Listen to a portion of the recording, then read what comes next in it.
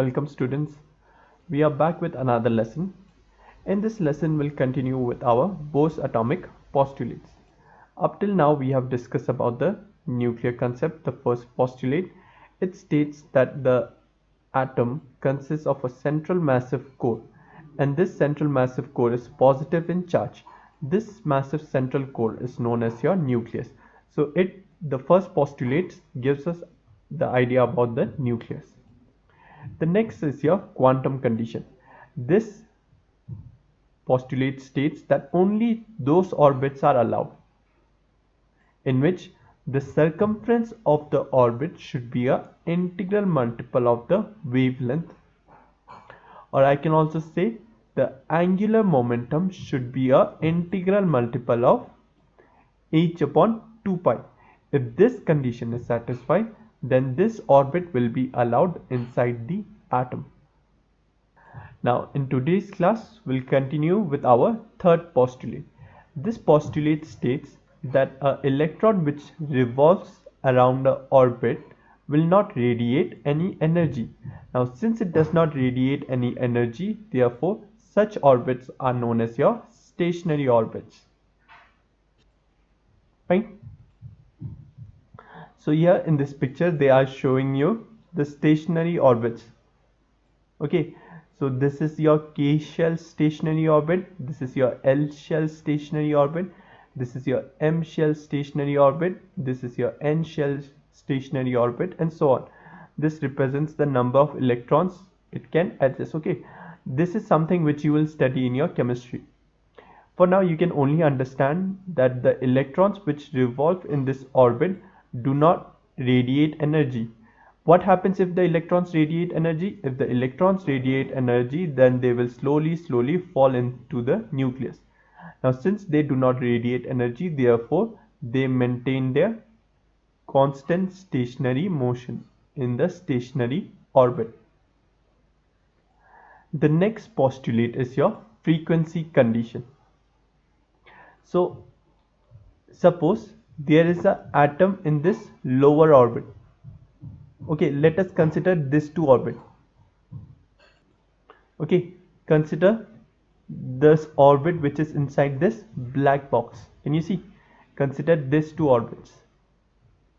So I've shown the two orbits. Okay, this is your lower orbit. If it is lower orbit means it has a lower energy. This is your higher orbit, that means higher energy orbit. We can also classify on the basis of the number. Suppose this lower orbit I classify them as 1, the higher orbit a higher number 2. Right? This way also you can classify. So consider you have an electron in a lower orbit. So this is your electron in a lower orbit.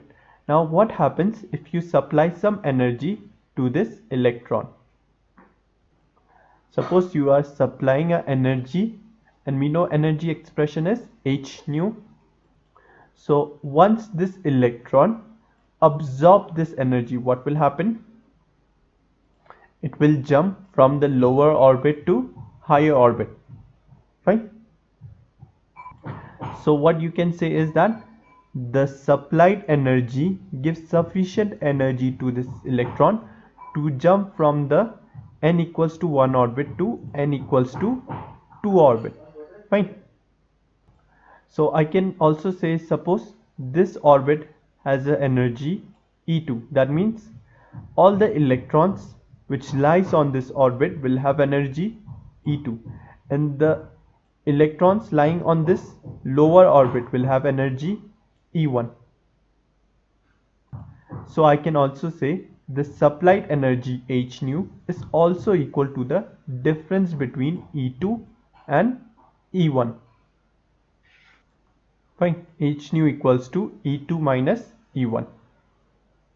Now the same situation is possible in the opposite case. Suppose you have an electron in your energy level E2, that means in your second orbit. Now what happens? This electron can go to a lower energy level by releasing some energy, right? So in this case How much will be the energy release?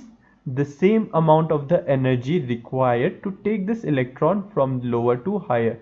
So if the electron goes from higher to lower, the same amount of energy will be released. That is E equals to h nu. Fine. So this condition is known as your frequency condition, and this is a very important condition to study the spectrum of a hydrogen atom, which we will discuss in our upcoming classes. So that's it for today's class. Thank you. And if you have any confusion, please don't hesitate to ask. I will re-explain it to you again. So again, thank you.